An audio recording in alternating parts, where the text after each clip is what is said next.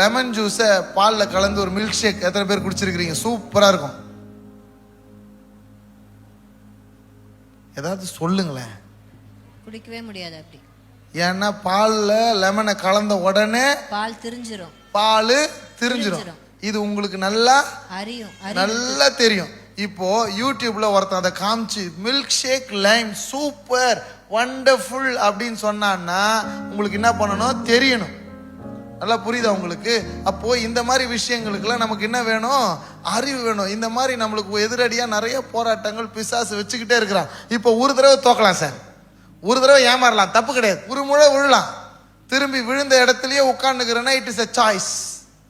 ஆமென். ஒரு முறை இழந்துட்டோமா இல்லையா? நிறைய இழந்துட்டோம். ஆனா திரும்பி இழக்க கூடாதுன்னா study the word of God, study people. எங்க தோத்தோம், ஏன் தோத்தோம், எப்படி தோத்தோம், எதனால நம்ம ஏமாந்தோம், எதனால இழந்தோன்றதை நம்ம ஸ்டடி பண்ணலாம்.